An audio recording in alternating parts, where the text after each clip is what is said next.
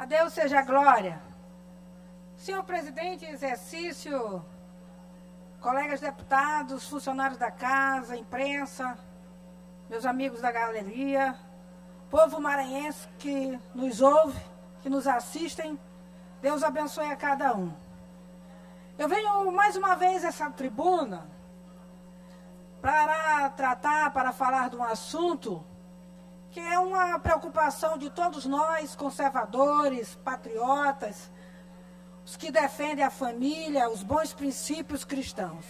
É um assunto nacional, que eu gostaria que o deputado Wellington do curso falasse aqui. É a preocupação de todos nós. Existe o discurso, que todo mundo conhece, do presidente do STF, quando ele disse assim: essa é a democracia que nós conquistamos.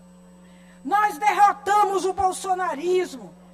Assim disse o presidente do STF, Luiz Roberto Barroso.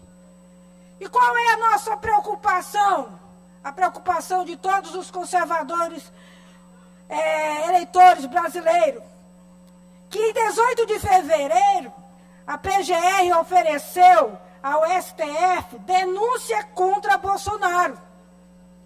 E com ela veio à tona uma inquietante realidade para todos nós. Bolsonaro será julgado pela primeira turma do STF, composta por ministros cujas declarações históricos levantam sérias dúvidas sobre o quê? Sobre a imparcialidade do julgamento.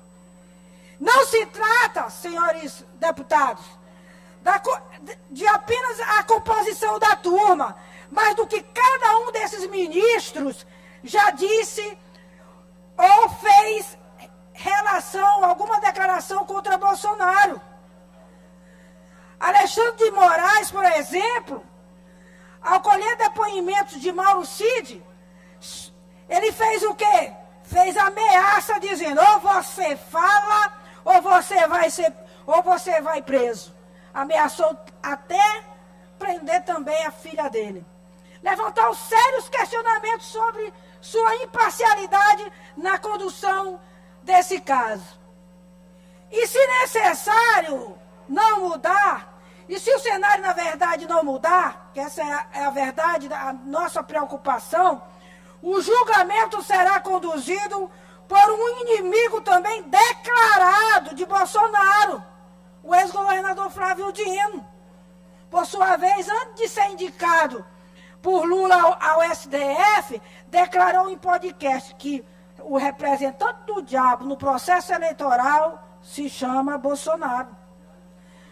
Para além disso, colegas deputados, todos devem lembrar que Flávio Dino, enquanto governador aqui no Maranhão, era um crítico ferrenho, constante de Jair Bolsonaro, a ponto de esquecer até de trabalhar pelo Maranhão.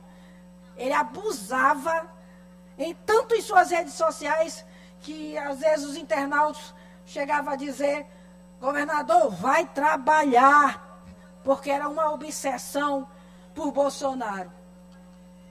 Cristiano Zanini, também indicado por Lula, assinou uma queixa-crime contra Bolsonaro quando ainda advogava para Lula, adversário político direto de Bolsonaro.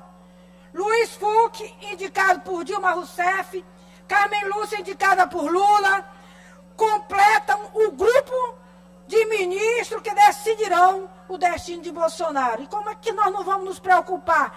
Seria cômico se não fosse trágico. Mas pasmem, senhores deputados, é essa composição do tribunal que julgará Bolsonaro. E aqui fica a pergunta: quem gostaria de ser julgado por um juiz que já chamou de representante do diabo, que colheu depoimento sobre ameaça anteriormente, apresentou queixa-crime contra você, e por um tribunal cujo presidente declarou ter lhe derrotado? Eu tenho certeza que nenhum de vossas excelências aqui que iriam ser julgados por um juiz assim. Por fim, eu concluo a minha fala dizendo sabe as falas de um pastor chamado Martin Niemöller, que foi um combatente ao nazismo, que nos lembra da importância de nos posicionar mesmo quando a injustiça não nos atinge diretamente. Primeiro eles vieram buscar os socialistas, eu fiquei calado porque não era socialista.